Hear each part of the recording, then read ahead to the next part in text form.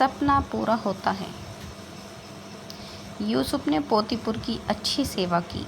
पोतीपर की पत्नी ने चाहा कि यूसुफ परमेश्वर के विरुद्ध पाप करे। यूसुफ ने इनकार कर दिया, इसलिए उसने उसके बारे में झूठ बोला। पोतीपर ने अपनी पत्नी पर विश्वास किया और यूसुफ को जेल में डाल दिया गया। जेल में यूसुफ फ़िरौन के 2 हाकिमों से मिला। इन दोनों ने स्वप्न देखे और परमेश्वर ने यूसुफ को उनके अर्थ दिखाए। यूसुफ की व्याख्या सच्ची हुई। पिलाने हारे को आज़ादी मिली, पर पकाने हारे को फांसी मिली। 2 साल बाद फ़िरौन ने व्याकुल कर देने वाले 2 स्वप्न देखे।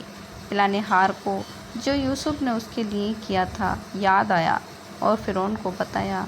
इस तरह फ़िरौन ने यूसुफ को बुलाया और उसे अपने स्वप्न बताए।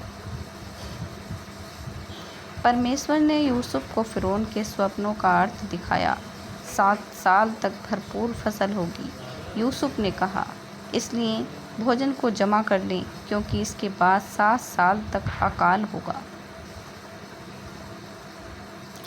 फ़िरौन यूसुफ की बुद्धि से प्रभावित हुआ, इसलिए उसने यूसुफ को सारा भोजन एकत्र करने का जिम्मा सौंपा। फ़िरौन को छोड़ मिस्र में कोई भी यूसुफ से ज़्यादा शक्तिशाली नहीं था। यूसुफ के भाई मिस्र में भोजन खरीदने के लिए गए। उन्होंने यूसुफ को दंडवत किया, पर उसे पहचान नहीं पाए। जब उसने देखा कि वह बदल चुके थे, तब उसने उन्हें बताया कि वह कौन था। भाई भयभीत हो गए थे। तुम लोगों ने मेरे लिए बुराई का विचार किया, यूसुफ ने कहा, परंतु परमेश्वर ने उसे भलाई के लिए प्रयोग किया। हमारे पूरे परिवार को मिस्र में ले आओ। मिस्र इज़राइलों से भरा हुआ था। नया फ़िरौन डरता था कि इज़राइली बेहद शक्तिशाली बन जाएंगे, इसलिए उसने उन्हें गुलाम बनाकर उनसे बेहद बुरा बर्ताव किया। फ़िरौन ने आदेश दिया कि सब इज़राइली लड़के मार दिए जाएं। एक स्त्री ने उसके लड़के को टोकरी में रखा और उसे नदी के किनारे पर छिपा दिया। उसकी बहन उसे देखती रही।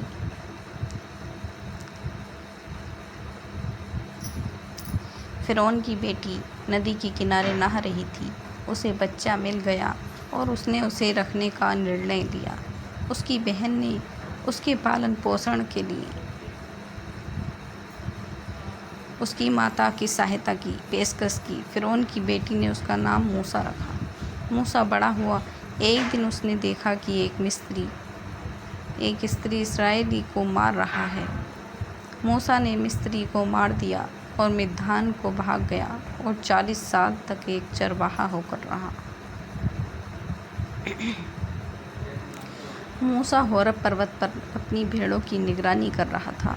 परमेश्वर की आवाज़ एक जलती झाड़ी से बोलने लगी, मूसा, मेरे लोग कष्ट में हैं। मैंने उन्हें आज़ाद कराने के लिए तुझे चुना है। मैं नहीं कर सकता, मुझे मूसा ने जवाब दिया। मैं तुम्हारी सहायता करूँगा। परमेश्वर ने वादा किया। अपनी लाठी नीचे फेंक। मूसा ने किया। वह लाठी एक सांप में बदल गई। जब उसने इसे उठाया, यह पुनः एक लाठी बन गई।